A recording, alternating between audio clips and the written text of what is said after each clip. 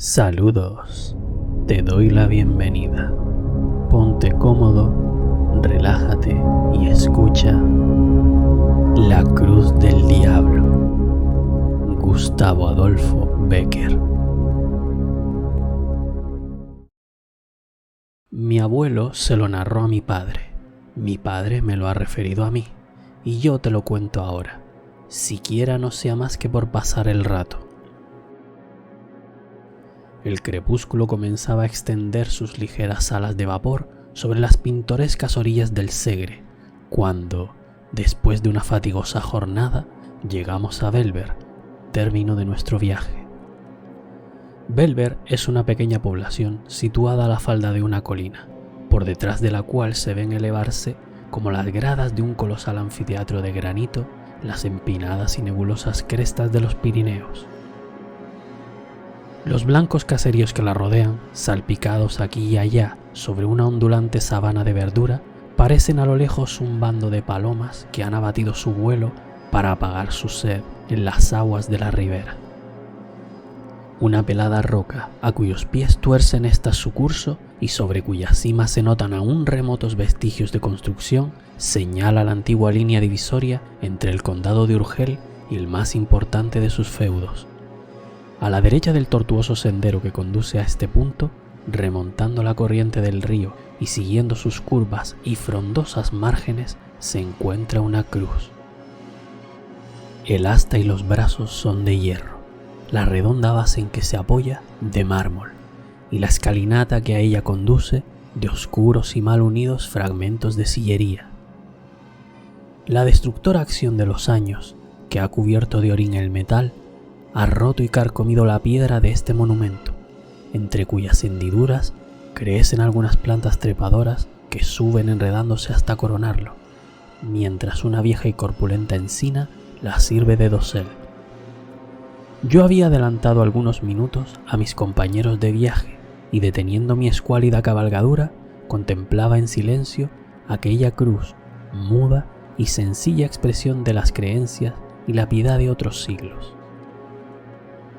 Un mundo de ideas se agolpó a mi imaginación en aquel instante, ideas ligerísimas sin forma determinada, que unían entre sí, como un visible hilo de luz, la profunda soledad de aquellos lugares, el alto silencio de la naciente noche y la vaga melancolía de mi espíritu.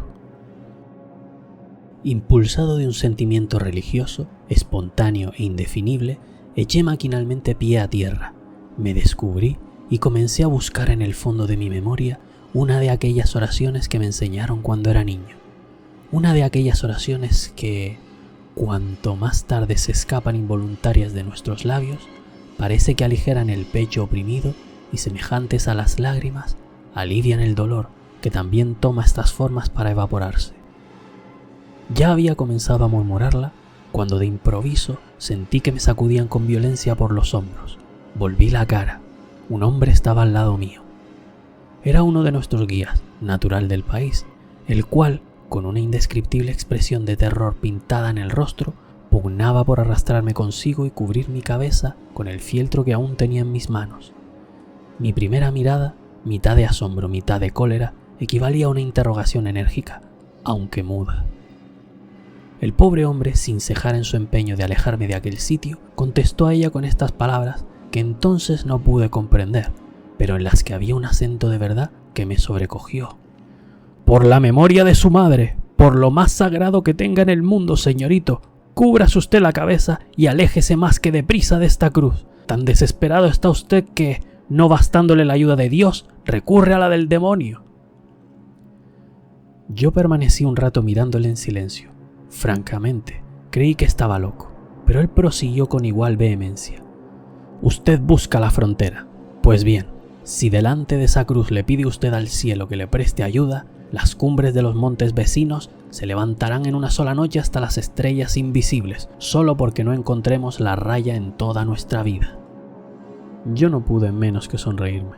¿Se burla usted? ¿Cree acaso que esa es una cruz santa como la del porche de nuestra iglesia? ¿Quién lo duda? Pues se engaña usted de medio a medio, porque esa cruz, salvo lo que tiene de Dios, está maldita. Esa cruz pertenece a un espíritu maligno y por eso la llaman La cruz del diablo.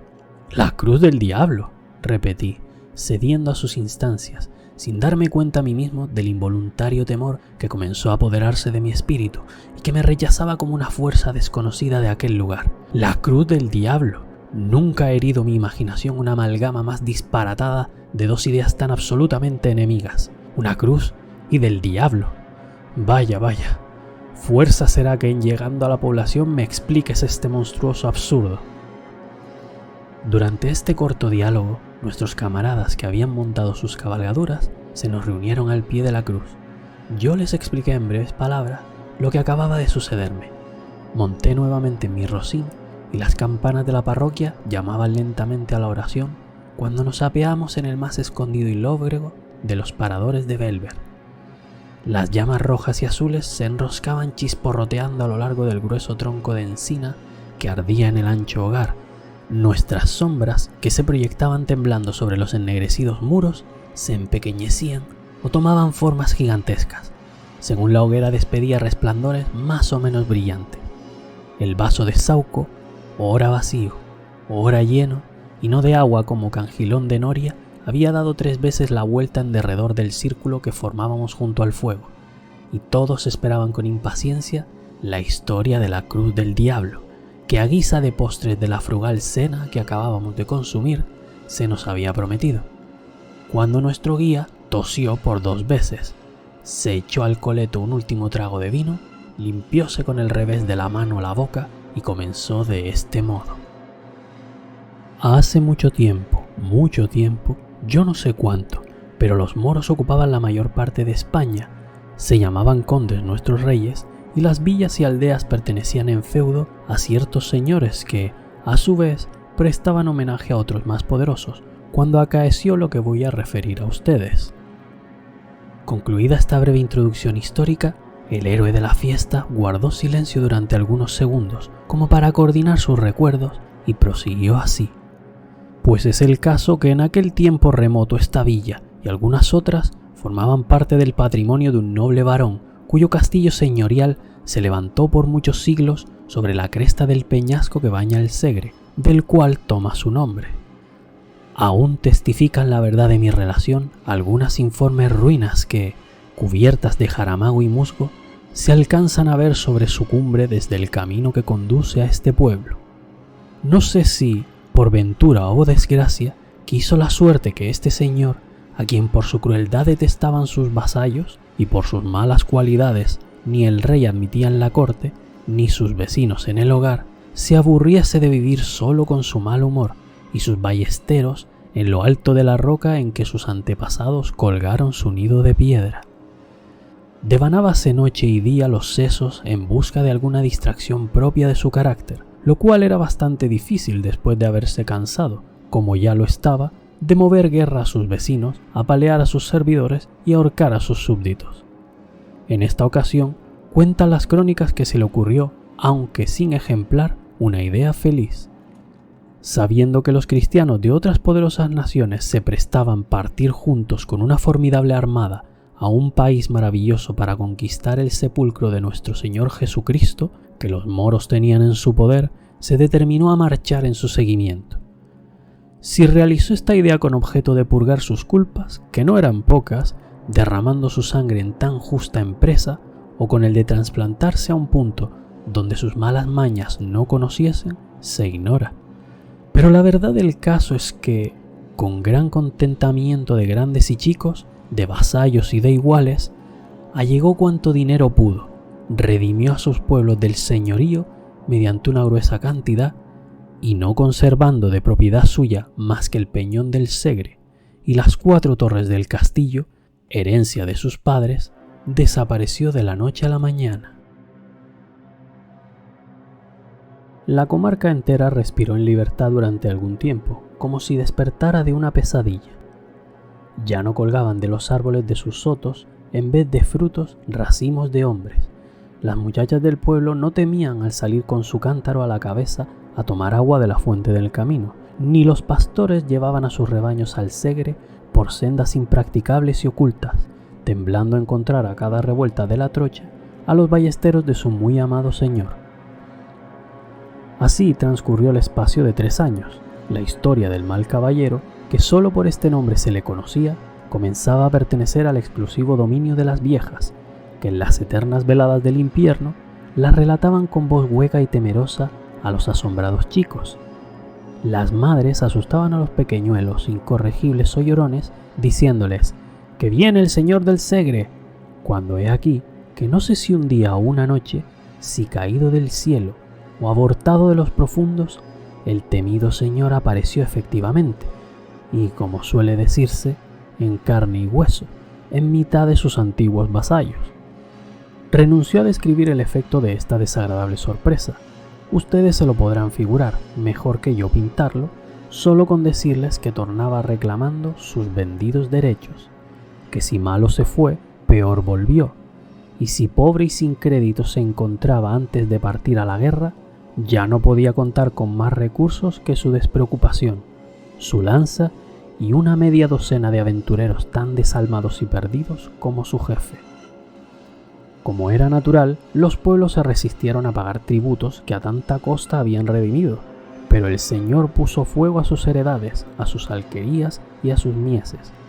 Entonces apelaron a la justicia del rey, pero el señor se burló de las cartas, leyes de los condes soberanos, las clavó en el postigo de sus torres y colgó a los faraútes de una encina. Exasperados y no encontrando otra vía de salvación, por último, se pusieron de acuerdo entre sí, se encomendaron a la divina providencia y tomaron las armas. Pero el señor reunió a sus secuaces, llamó en su ayuda al diablo, se encaramó a su roca y se preparó para la lucha.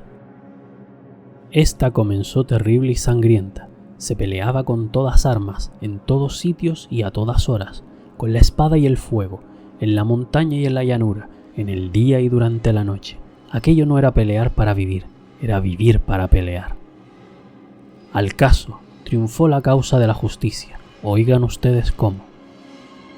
Una noche oscura, muy oscura, en que no se oía ni un rumor en la tierra, ni brillaba un solo astro en el cielo, los señores de la fortaleza, engreídos por una reciente victoria, se repartían el botín y, ebrios con el vapor de los licores, en mitad de la boca y estruendosa orgía, entonaban sacrílegos cantares en loor de su infernal patrono.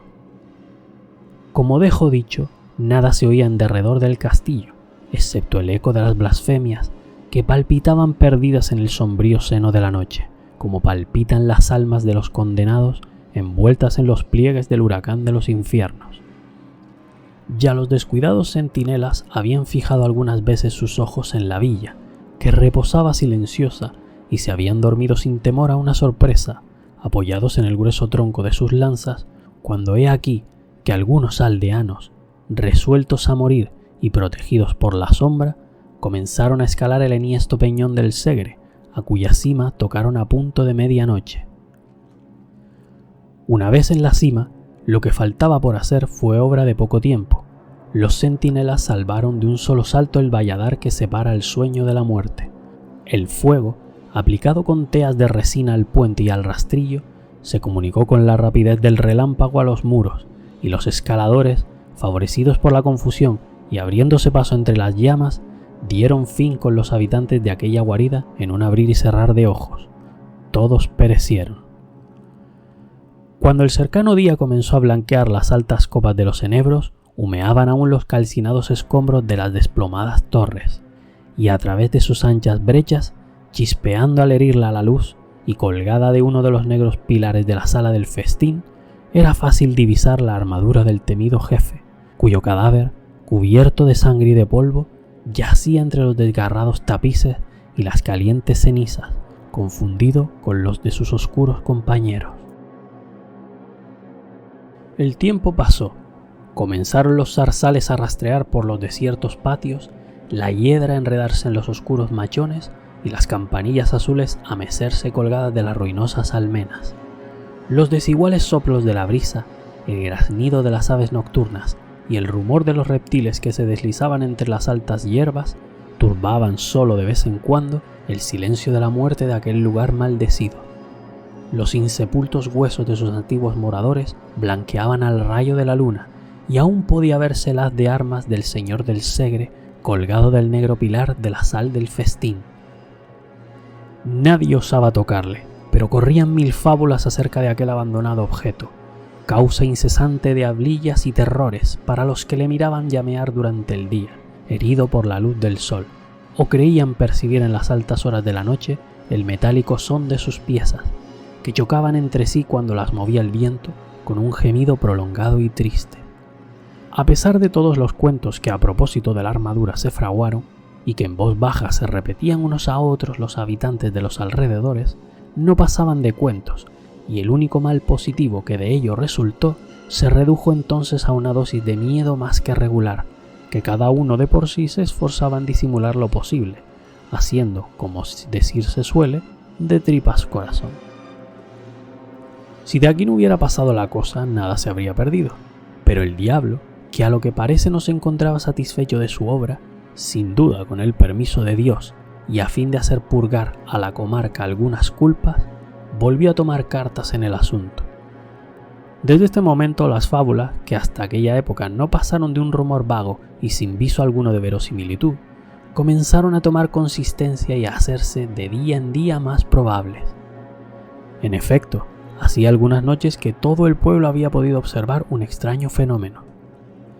Entre las sombras, a lo lejos, ya subiendo las retorcidas cuestas del Peñón del Segre, ya vagando entre las ruinas del castillo, ya cerniéndose al aparecer en los aires, se veían correr, cruzarse, esconderse y tornar a aparecer para alejarse en distintas direcciones unas luces misteriosas y fantásticas, cuya procedencia nadie sabía explicar. Esto se repitió por 3 o 4 noches durante el intervalo de un mes, y los confusos aldeanos esperaban, ansiosos, el resultado de aquellos conciliábulos diabólicos que ciertamente no se hizo aguardar mucho, cuando 3 o 4 arquerías incendiadas, varias reses desaparecidas y los cadáveres de algunos caminantes despeñados en los precipicios pusieron en alarma todo el territorio en 10 leguas a la redonda. Ya no quedó duda alguna, una banda de malhechores se albergaba en los subterráneos del castillo. Estos, que solo se prestaban al principio muy de tarde en tarde y en determinados puntos del bosque, que aún en el día se dilata a lo largo de la ribera, concluyeron por ocupar casi todos los desfiladeros de las montañas, emboscarse en los caminos, saquear los valles y descender como un torrente a la llanura, donde a este quiero, a este no quiero, no dejaban títere con cabeza. Los asesinatos se multiplicaban, las muchachas desaparecían, los niños eran arrancados de las cunas, a pesar de los lamentos de sus madres, para servirlos en diabólicos festines en que, según la creencia general, los vasos sagrados sustraídos de las profanadas iglesias servían de copa. El terror llegó a apoderarse de los ánimos en un grado tal que al toque de oraciones nadie se aventuraba a salir de su casa, en la que no siempre se creían seguros de los bandidos del Peñón. Mas, ¿quiénes eran estos? ¿De dónde habían venido? ¿Cuál era el nombre de su misterioso jefe? He aquí el enigma que todos querían explicar y que nadie podía resolver hasta entonces, aunque se observase, desde luego, que la armadura del señor feudal había desaparecido del sitio que antes ocupara, y posteriormente varios labradores hubiesen afirmado que el capitán de aquella desalmada gavilla marchaba a su frente, cubierto con una que, de no ser la misma, se le asemejaba en un todo. Cuanto queda repetido, si se le despoja de esa parte de fantasía con que el miedo abulta y completa sus creaciones favoritas, nada tiene en sí de sobrenatural y extraño. ¿Qué cosa más corriente en unos bandidos que las ferocidades con que éstos se distinguían, ni más natural que el apoderarse de su jefe de las abandonadas armas del señor del Segre? Tanto que Dios se sirviera a disponer de cada uno de ellos conforme a su voluntad, según hoy a mí me sucede. Con este objeto señalamos esta comarca para teatro de nuestras expediciones futuras y escogimos como punto el más a propósito para nuestras reuniones el abandonado castillo del Segre, lugar seguro no tanto por su posición fuerte y ventajosa como por hallarse defendido contra el vulgo por las supersticiones y el miedo. Congregados una noche bajo sus ruinosas arcadas, alrededor de una hoguera que iluminaba con su rojizo resplandor las desiertas galerías, trabóse una acalorada disputa sobre cuál de nosotros había de ser elegido jefe. Cada uno alegó sus méritos. Yo expuse mis derechos. Ya los unos murmuraban entre sí con ojeadas amenazadoras. Ya los otros, con voces descompuestas por la embriaguez, habían puesto la mano sobre el pomo de sus puñales para dirimir la cuestión, cuando de repente oímos un extraño crujir de armas acompañado de pisadas huecas y sonantes que de cada vez se hacían más distintas. Todos arrojamos a nuestro alrededor una inquieta mirada de desconfianza. Nos pusimos de pie y desnudamos nuestros aceros, determinados a vender caras las vidas, pero no pudimos por menos de permanecer inmóviles al ver adelantarse, con paso firme e igual, un hombre de elevada estatura, completamente armado de la cabeza al pie y cubierto el rostro con la visera del casco, el cual, desnudando su montante, que 2 hombres podrían apenas manejar, y poniéndose sobre uno de los carcomidos fragmentos de las rotas arcadas, exclamó con una voz hueca y profunda, semejante al rumor de una caída de aguas subterráneas: «Si alguno de vosotros se atreve a ser el primero, mientras yo habite en el castillo del Segre, que tome esa espada, signo del poder». Todos guardamos silencio, hasta que, transcurrido el primer momento de estupor, le proclamamos a grandes voces nuestro capitán, ofreciéndole una copa de nuestro vino, la cual rehusó por señas, acaso no por descubrirse la faz, que en vano procuramos distinguir a través de las rejillas de hierro que la ocultaban a nuestros ojos. No obstante, aquella noche pronunciamos el más formidable de los juramentos, y a la siguiente dieron principio nuestras nocturnas correrías. En ellas, nuestro misterioso jefe marcha siempre delante de todos. Ni el fuego le ataja, ni los peligros le intimidan, ni las lágrimas le conmueven. Nunca despliega sus labios, pero cuando la sangre humea en nuestras manos, como cuando los templos se derrumban calcinados por las llamas, cuando las mujeres huyen espantadas entre las ruinas, y los niños arrojan gritos de dolor, y los ancianos perecen a nuestros golpes, contesta con una carcajada de feroz alegría a los gemidos, las imprecaciones y los lamentos. Jamás se desnuda de sus armas, ni abate la visera de su casco después de la victoria, ni participa del festín, ni se entrega al sueño. Las espadas que le hieren se hunden entre las piezas de su armadura, y ni le causan la muerte, ni se retiran teñidas en sangre. El fuego enrojece su espaldar y su cota, y aún prosigue impávido entre las llamas, buscando nuevas víctimas. Desprecia el oro, aborrece la hermosura y no le inquieta la ambición.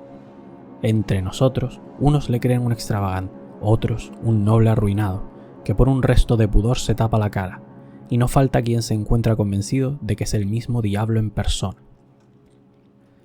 El autor de estas revelaciones murió con la sonrisa de la mofa en los labios y sin arrepentirse de sus culpas. Varios de sus iguales le siguieron en diversas épocas al suplicio, pero el temible jefe, a quien continuamente se unían nuevos prosélitos, no cesaban en sus desastrosas empresas. Los infelices habitantes de la comarca, y de cada vez más aburridos y desesperados, no acertaban ya con la determinación que debería tomarse para concluir de un todo con aquel orden de cosas, cada día más insoportable y triste. Inmediato a la villa, y oculto en el fondo de un espeso bosque, vivía a esta sazón, en una pequeña ermita dedicada a San Bartolomé, un santo hombre, de costumbres piadosas y ejemplares, a quien el pueblo tuvo siempre en olor de santidad, merced a sus saludables consejos y acertadas predicciones. Este venerable ermitaño, a cuya prudencia y proverbial sabiduría encomendaron los vecinos de Bellver la resolución de este difícil problema, después de implorar la misericordia divina por medio de su santo patrono, que, como ustedes no ignorarán, conoce al diablo muy de cerca y en más de una ocasión le ha atado bien corto, les aconsejó que se emboscasen durante la noche al pie del pedregoso camino que sube serpenteando por la roca en cuya cima se encontraba el castillo, encargándoles al mismo tiempo que, ya allí, no hiciesen uso de otras armas para aprenderlo que de una maravillosa oración que les hizo aprender de memoria, y con lo cual aseguraban las crónicas que San Bartolomé había hecho al diablo su prisionero. Púsose en práctica el proyecto, y su resultado excedió a cuantas esperanzas se habían concebido, pues aún no iluminaba el sol del otro día la alta torre de Bellver, cuando sus habitantes reunidos en grupos en la plaza mayor, se contaban unos a otros, con aire de misterio, cómo aquella noche, fuertemente atado de pies y manos y a los lomos de una poderosa mula, había entrado en la población el famoso capitán de los bandidos del Segre. ¿De qué artes se valieron los acometedores de esta empresa para llevarla a término? Ni nadie se lo acertaba a explicar, ni ellos mismos podían decirlo. Pero el hecho era que, gracias a la oración del santo o al valor de sus devotos, la cosa había sucedido tal como se refería. Apenas la novedad comenzó a extenderse de boca en boca y de casa en casa, la multitud se lanzó a las calles con ruidosa algazara y corrió a reunirse a las puertas de la prisión. La campana de la parroquia llamó a consejo y los vecinos más respetables se juntaron en capítulo, y todos aguardaban ansiosos la hora en que el reo había de comparecer ante sus improvisados jueces. Estos, que se encontraban autorizados por los condes de Urgel para administrarse por sí mismos pronta y severa justicia sobre aquellos malhechores, deliberaron un momento, pasado el cual mandaron comparecer al delincuente a fin de notificarle su sentencia. Como dejo dicho, así en la plaza mayor como en las calles por donde el prisionero debía atravesar para dirigirse al punto en que sus jueces se encontraban, la impaciente multitud hervía como un apiñado enjambre de abejas. Especialmente en la puerta de la cárcel, la conmoción popular tomaba de cada vez mayores proporciones, y ya los animados diálogos, los sordos murmullos y los amenazadores gritos comenzaban a poner en cuidado a sus guardas, cuando, afortunadamente, llegó la orden de sacar al reo. Al aparecer este bajo el macizo arco de la portada de su prisión, completamente vestido de todas armas, cubierto el rostro con la visera, un sordo y prolongado murmullo de admiración y de sorpresa se elevó de entre las compactas masas del pueblo, que se abrían con dificultad para dejarle paso. Todos habían reconocido en aquella armadura la del señor del Segre, aquella armadura objeto de las más sombrías tradiciones, mientras se la vio suspendida de los arruinados muros de la fortaleza maldita. Las armas eran aquellas, no cabía duda. Todos habían visto flotar el negro penacho de su cimera en los combates que un tiempo trabaran contra su señor. Todos lo habían visto agitarse al soplo de la brisa del crepúsculo, a par de la hiedra del calcinado pinar en que quedaron colgadas a la muerte de su dueño. Mas, ¿quién podría ser el desconocido personaje que entonces las llevaba? Pronto iba a saberse. Al menos así se creía. Los sucesos dirán cómo esta esperanza queda frustrada a la manera de otras muchas, y por qué de este solemne acto de justicia, del que debía guardarse el completo esclarecimiento de la verdad, resultaron nuevas y más inexplicables confusiones. El misterioso bandido penetró al fin de la sala del consejo, y un silencio profundo sucedió a los rumores que se elevaran de entre los circunstantes al oír resonar bajo las latas bóvedas de aquel recinto el metálico son de sus acicates de oro. Uno de los que componían el tribunal, con voz lenta e insegura, le preguntó su nombre, y todos prestaron el oído con ansiedad para no perder una sola palabra de su respuesta.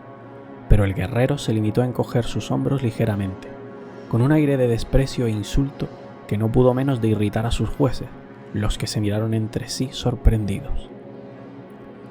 3 veces volvió a repetirle la pregunta, que otras tantas obtuvo semejante o parecida contestación. ¡Que se levante la visera! ¡Que se descubra! ¡Que se descubra! Comenzaron a gritar los vecinos de la villa presentes al acto. ¡Que se descubra! Veremos si se atreve entonces a insultarnos con su desdén como ahora lo hace protegido por el incógnito. ¡Descubríos!, repitió el mismo que anteriormente le dirigiera la palabra. El guerrero permaneció impasible. Os lo mando en el nombre de nuestra autoridad.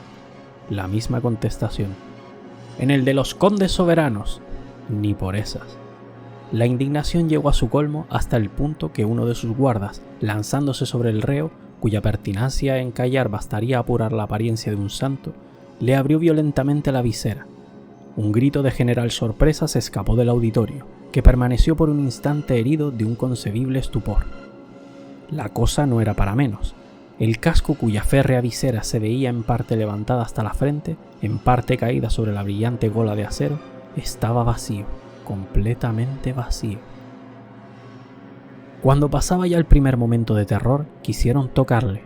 La armadura se estremeció ligeramente y, descomponiéndose en piezas, cayó al suelo con un ruido sordo y extraño.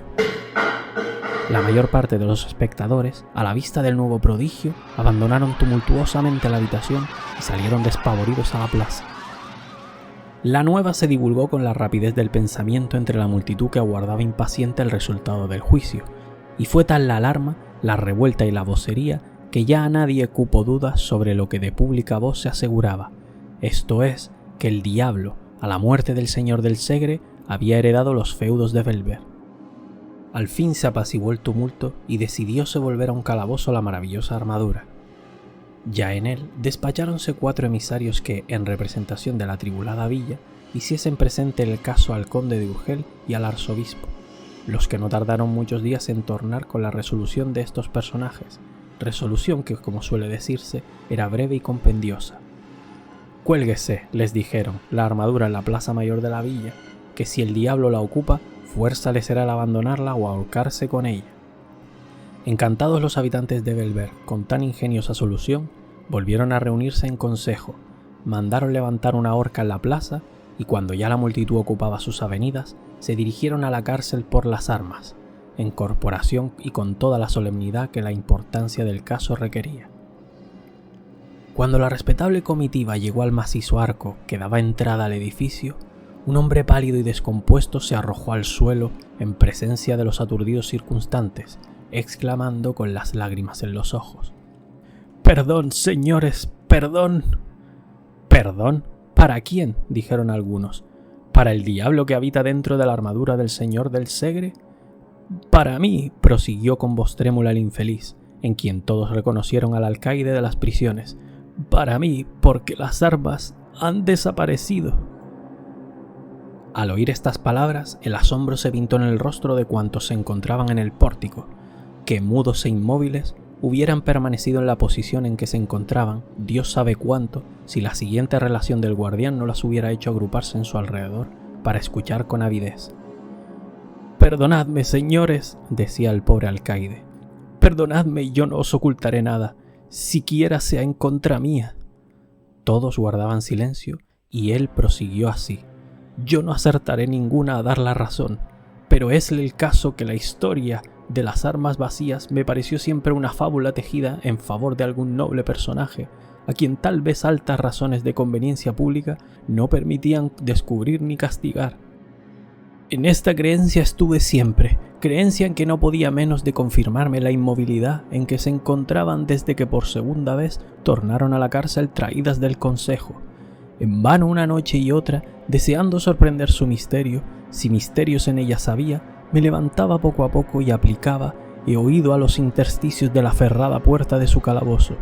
Ni un rumor se percibía. En vano procuré observarlas a través de un pequeño agujero producido en el muro.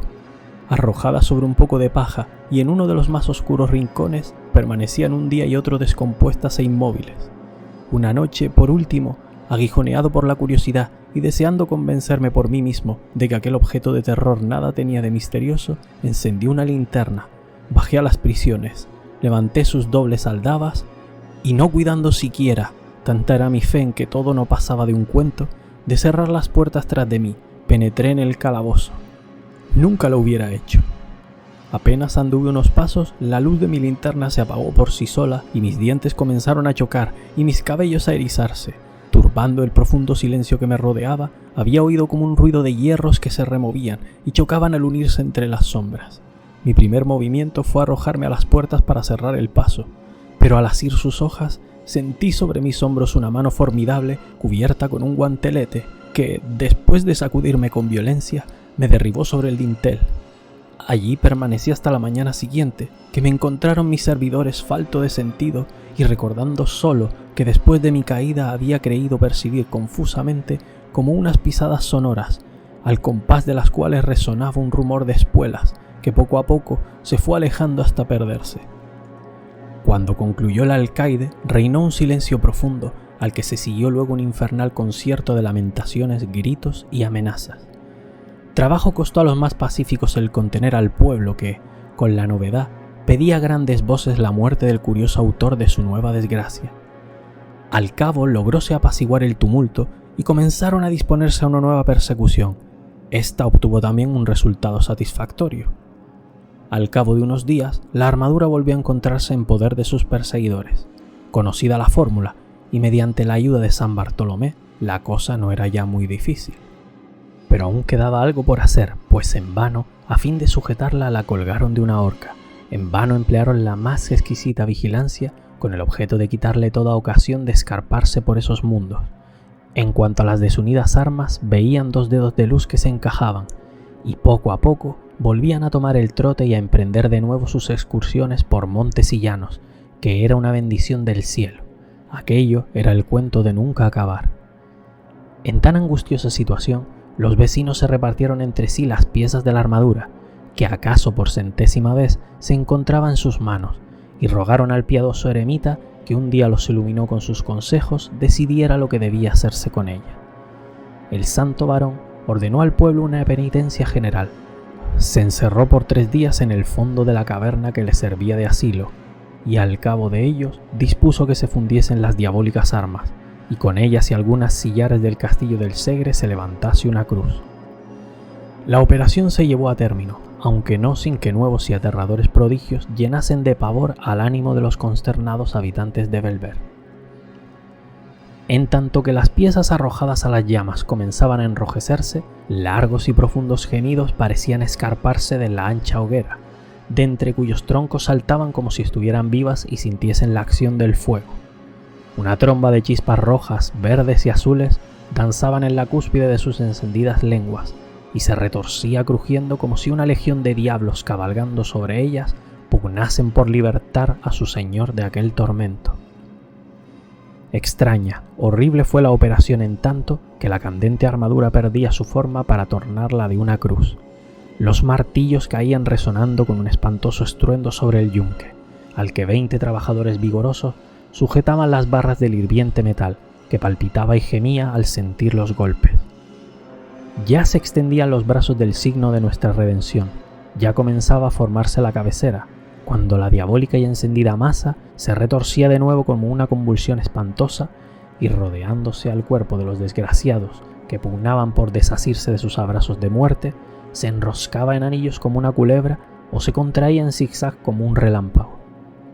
El constante trabajo, la fe, las oraciones y el agua bendita consiguieron, por último, vencer al espíritu infernal, y la armadura se convirtió en una cruz. Esa cruz es la que hoy habéis visto y a la cual se encuentra sujeto el diablo, que le presta su nombre. Ante ella ni las jóvenes colocan en el mes de mayo ramilletes de lirios, ni los pastores se descubren al pasar, ni los ancianos se arrodillan, bastando apenas las severas amonestaciones del clero para que los muchachos no la apedreen. Dios ha cerrado sus oídos a cuantas plegarias se le dirigen en su presencia. En el invierno, los lobos se reúnen en manadas junto al enebro que la protege para lanzarse sobre las reses. Los bandidos esperan a su sombra a los caminantes, que entierran a su pie después de que los asesinan. Y cuando la tempestad se desata, los rayos tuercen su camino para liarse, silbando al asta de esa cruz y romper los sillares de su pedestal.